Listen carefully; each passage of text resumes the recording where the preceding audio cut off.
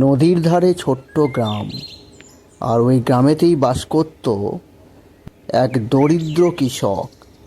এই কৃষকের একটি আদরের ছেলে ছিল ও তার বাবা বৃদ্ধ। এই নিয়েই তার সংসার। সে ছিল খুব গরিব, কিন্তু মনে ছিল অদম্য সাহস।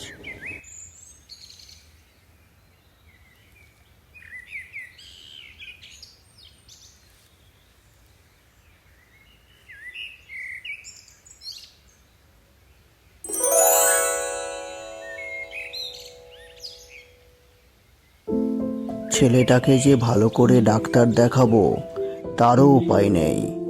আমার হাতে কোনো টাকা পয়সা ঠিকঠাক নেই, কি যে করি।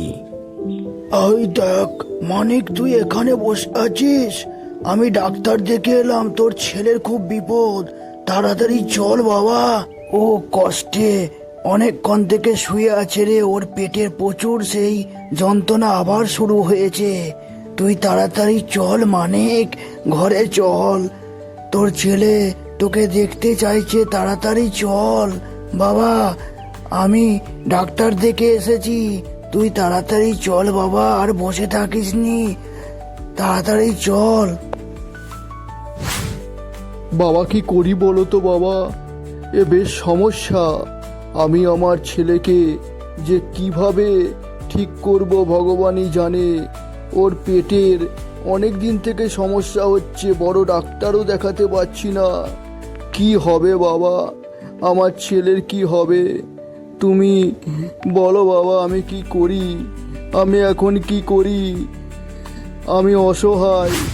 চলো বাবা চলো, তাড়াতাড়ি চলো, আর দাঁড়িয়ে থেকে লাভ নেই। চলো তাড়াতাড়ি, এ সময় ডাক্তারবাবু নিশ্চয়ই চলে এসেছে। মানিক দা, তুমি এত দেরি করে আসলে কেন? ডাক্তারবাবু সেই কখন এসেছে। তোমার ছেলে খুব পেটে ব্যথা, ও সেই থেকে কেঁদেই যাচ্ছে, বাবা বাবা করেই যাচ্ছে। তুমি কোথায় ছিলে গো এতক্ষণ? আমি বনে কাঠ কাটছিলাম রে, তাই আসতে দেরি হয়ে গেল। আমাকে বাবা গিয়ে বলল, তাই ছুটতে এলাম। তাড়াতাড়ি বল, কিছু হয়নি তো বাবাইয়ের? বাবাই কোথায়?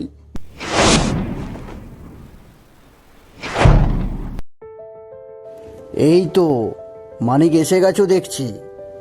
এতক্ষণ কোথায় ছিলে? ছেলে তো বাবা বাবা করে পাগল, সেই থেকে পেটের যন্ত্রণাতে কাতরাচ্ছে আর বাবা বাবা করেই যাচ্ছে। কোথায় ছিলে এতক্ষণ? আসলে আমি একটা কাজে বেরিয়েছিলাম ডাক্তারবাবু। কি দেখলেন আমার ছেলেকে? ও ঠিক হয়ে যাবে তো? ও আগের মতো আবার সুস্থ হয়ে যাবে তো? আমার বাবাই আবার আগের মতো হয়ে যাবে তো ডাক্তারবাবু? বলুন না প্লিজ, দয়া করে বলুন ডাক্তারবাবু। দেখো মানিক, আমি তো দেখেছি ভালো করে। তুমি আগে ভালো করে মন দিয়ে শোনো। তোমার ছেলেকে শহরে নিয়ে যাও। ওখানে নিয়ে গিয়ে ভালো একটা নার্সিংহোমেতে ডাক্তারকে দেখাও। ওর পেটের মধ্যে কিছু একটা অসুবিধা হচ্ছে। হ্যাঁ ডাক্তারবাবু, আমি নিশ্চয়ই আমার ছেলেকে আমি কলকাতাতে নিয়ে যাব। ওখানেতে ভালো ডাক্তার দেখাবো, কিন্তু তার জন্য তো অনেক পয়সার দরকার, অনেক টাকা না হলে আমার ছেলেকে ভালো করে চিকিৎসা করাবো কি করে? আর আপনি তো জানেন আমার কিছুই নেই। বাবা বাবা, আমার খুব কষ্ট হচ্ছে, আমার পেটে খুব লাগছে বাবা, আমার খুব কষ্ট হচ্ছে বাবা। বাবা বাবা, একটু পেটে হাত বুলিয়ে দাও বাবা, আমার খুব কষ্ট হচ্ছে, আমার পেটে খুব ব্যথা বাবা, কিছু একটা করো বাবা। হ্যাঁ রে বাবাই, তোকে আমি কলকাতাতে নিয়ে যাব। ওখানেতে আমি ভালো করে চিকিৎসা করাবো, তোকে ভালো ডাক্তার দেখাবো। তোর কোনো চিন্তা নেই বাবা, আমি আছি। তোর দাদু আছে, আর শ্যামল কাকা আছে, তোর কোনো চিন্তা নেই। কর্তামশাই, বলছিলাম কি, ওই নদীর ধারে মানিকের 1 ছটাক জমিটা যদি আপনি নিয়ে নিতেন, তাহলে ওখানে একটা বড় কারখানা তৈরি করতাম আমরা, একটা বিস্কুট কারখানা, বুঝলেন কি না? হ্যাঁ, ঠিক বলেছিস রতন। এতদিন তো আমার চোখে পড়েনি। তুই ঠিকই বলেছিস। ওই নদীর ধারে বিস্কুট কারখানা মন্দ হবে না তো, বেশ সুন্দর হবে।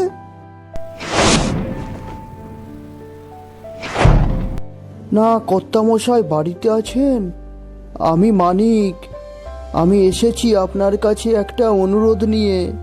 যদি রাখেন খুব ভালো হয়। একবার শুনুন না কর্তামশাই, একবার আসতে পারি কি আপনার বাড়িতে? হ্যাঁ, নিশ্চয়। আয় আয় আয় আয় মানিক, আয় আয়, ঘরে আয় রে। তোর সঙ্গে তো অনেক কথা আছে রে। আয় আয় আয় আয়, ভেতরে আয়। আয়, এখানে আয়, তাড়াতাড়ি আয়। তোর নিয়ে কথা চলছিল। তোর ওই নদীর ধারে এক ছোটাক জমি আছে না, ওই জমিটা যদি একটু আয় আয় আয়, এখানে আয়, তারপর বলছি তোকে। আয় না, মানে কর্তামশাই, একটা অনুরোধ আমার ছিল। আমার ওই ছোট্ট ছেলে বাবাই, ওর পেটের খুব যন্ত্রণা, খুব ব্যথা। ডাক্তারবাবু বলেছেন ওকে শহরে নিয়ে গিয়ে ভালো নার্সিংহোমে ডাক্তার দেখাতে, তাহলে হয়তো আমার ছেলেটা বেঁচে যাবে। হ্যাঁ, নিশ্চয় নিশ্চয় মানিক, তোর ছেলে ভালো হয়ে যাবে। আমিও তো ওর দাদুর মতনই রে।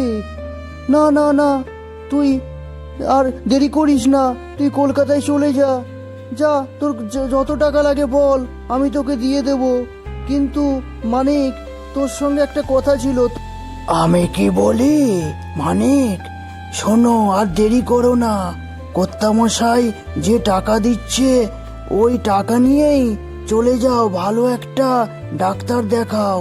আর ওখান থেকে ফিরে তোমার ওই নদীর ধারে এক ছোটাক জমি আছে না, ওই জমিটা কর্তামশাইয়ের হাতে তুলে দিও, বুঝলে? বাবা, টাকার ব্যবস্থা হয়ে গেছে। ওই জমিদার মশাই আমাকে দিয়েছেন অনেক টাকা, কিন্তু জানো বাবা, তার পরিবর্তে একটা শর্ত দিয়েছে। আমার ওই নদীর ধারে এক ছোটাক জমি ওনাকে দিয়ে দিতে হবে। হ্যাঁ, কি বলিস মানিক? এটা কি করে সম্ভব? ওই নদীর ধারে এক ছোটাক জমি দিয়েই তো চলে আমাদের সংসার রে। তারপর আমরা কি খাবো, কি করব মানিক? একটু চিন্তা ভাবনা করে দেখ। আচ্ছা, ঠিক আছে, তাই কর। আর দেরি না করে মানিক তার ছেলেকে নিয়ে কলকাতাতে আসলো আর ভালো নার্সিংহোমে ভর্তি করলো। হ্যাঁ রে মানিক, ওই ডাক্তারবাবু নাকি বলছিল আর কোনো চিন্তার কারণ নেই। হ্যাঁ কাকু, ঠিকই বলেছ কাকু। ওই ডাক্তারবাবুর সঙ্গে এক্ষুনি কথা হয়েছে। হ্যাঁ বাবা, শ্যামল ঠিকই বলেছে। আমাদের বাবাই আবার আগের মতো সুস্থ হয়ে গেছে। চলো বাবা, তাড়াতাড়ি। বাবাইকে দেখতে ইচ্ছা করছে না? ও খুব সুস্থ হয়ে গেছে, আগের মতো হয়ে গেছে বাবা। ও এখন ডাক্তারের কাছেই আছে। চলো তাড়াতাড়ি চলো। বাবাই, দেখো, তোমার দাদু, তোমার বাবা সবাই এসেছে এখানে। দেখো, তুমি সুস্থ হয়ে গেছো। এই যে দাদু, তোমার নাতি সম্পূর্ণ সুস্থ, বুঝলে?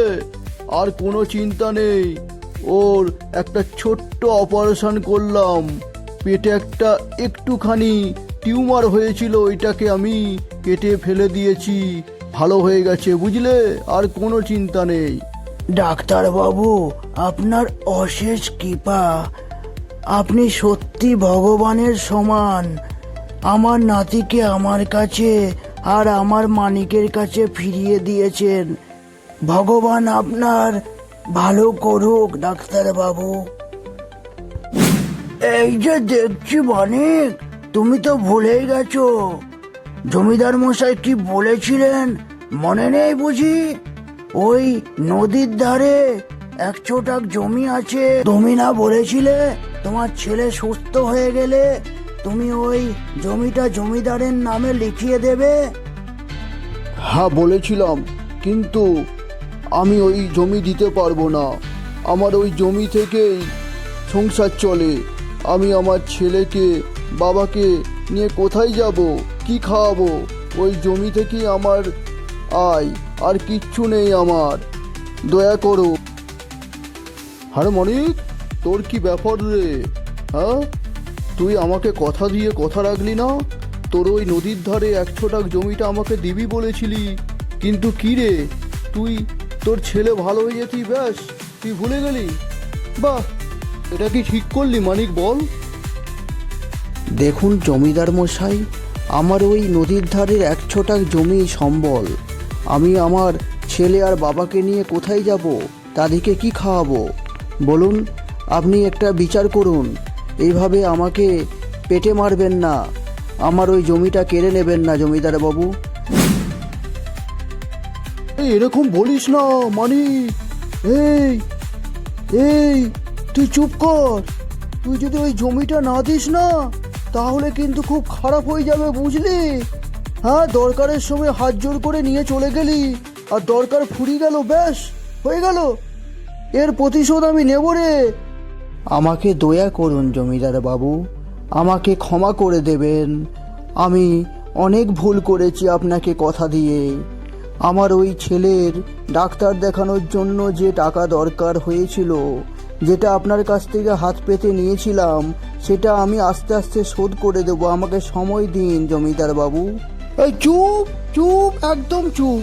মুখ সামলে কথা বলবি, বুঝলি মালিক? তুই চিনিস না আমাকে? হ্যাঁ, তোকে দাঁড়া, আমি দেখাচ্ছি মজা। দাঁড়া দাঁড়া, তোর ব্যবস্থা করছি। হ্যাঁ, আমার সঙ্গে প্রতারণা, আমার সঙ্গে চালাকি। দাঁড়া, তোর আজকে। এই যে মানিক, তুই ঘরেই আছিস দেখছি। হ্যাঁ, তোর বাবাও আছে। আর শোন, তুই ভয় কর এই জমিদারকে। হ্যাঁ, জমিদারের উপরে চালাকি। দাঁড়া, তোকে দেখাচ্ছি মজা। এই পটাই, দে তো, দে ওদিকে মজা দেখা। ওদের বাপ বেটাকে দুজনকে মজা দেখিয়ে দে তো। জমিদার মশাই, আপনাকে তো আমি বলে আসলাম যে আপনার টাকা আমি আস্তে আস্তে শোধ করে দেব। তবুও আপনি আমার বাড়িতে এসেছেন ভয় দেখাতে, আমার বৃদ্ধ বাবাকে শাসাতে এসেছেন। হ্যাঁ, এরকম করবেন না জমিদার বাবু। আপনি চলে যান, আমি আপনার টাকা সব শোধ করে দেব। এই, চুপ একদম। হ্যাঁ, তুই জমিদারের মুখের উপরে কথা বলছিস? তোর লজ্জা করছে না?